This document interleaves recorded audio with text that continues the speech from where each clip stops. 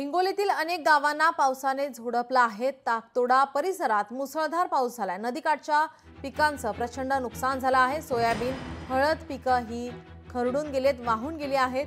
हिंगोलीतील अनेक गावांना पावसाने झोडपलं आहे। नदीकाठच्या पिकांचं मात्र यामध्ये नुकसान झालंय। ताकतोडा परिसरात मुसळधार पाऊस झालाय। शेतकरी आता चिंतेत सापडलाय। सोयाबीन, हळद पिकं ही या पावसाच्या पाण्यामध्ये वाहून गेली आहेत। याचा आढावा घेतला आमचे प्रतिनिधी गजानन वाणी यांनी।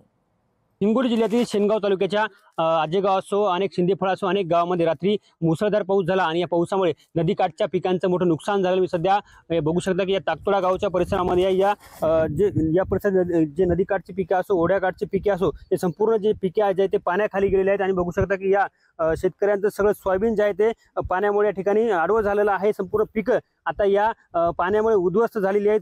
कशी बशी शेतकऱ्यांनी ही पिके जगवली होती, मोठी केली होती। मात्र जे कालपासून जे आहे तो जिल्ह्यामध्ये चांगला पाऊस पडतोय आणि या पावसामुळे हे ओढ्याकाठची पिकं आहेत आणि या ओढ्याला पूर आल्यामुळे संपूर्ण जे आहे ते पिकं जमीन जे आहे ते खरडून गेलेली आहेत। आणि आता हातातोंडाशी आलेली जमीन हे पिके जे आहे ते उद्ध्वस्त झाल्यामुळे शेतकरी मोठ्या संकटात सापडलेला आहे। नेमकी कशा प्रकारे शेतकऱ्याचं नुकसान झालंय हे आता आपण शेतकऱ्याकडून जाणून घ्यात। मला सांगा, कसा पिकांचं मोठं नुकसान झालं, काय सांगाल? काल दुपारी 12:30 वाजता एकदम जोरात पाऊस आल्यामुळं टोटल जे सोयाबीन आहे तुम्ही पाहू शकता की हे सोयाबीन, हळद, ड्रीपच्या नळ्या हे टोटल वाहून गेलेलं आहे।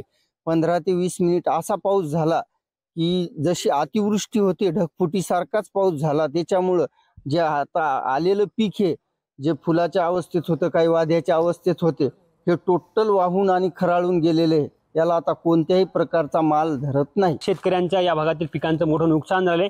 आता शासनाने या नुकसान झालेल्या पिकांचे पंचनामे करावे आणि शेतकऱ्यांना मदत द्यावी अशी मागणी आता शेतकऱ्यांकडून केली जाते। कॅमेरामन राजेश सोबत गजानन वाणी, लोकशाही मराठी, हिंगोली। लोकशाही मराठी ऐका, पहा, जागरूक रहा।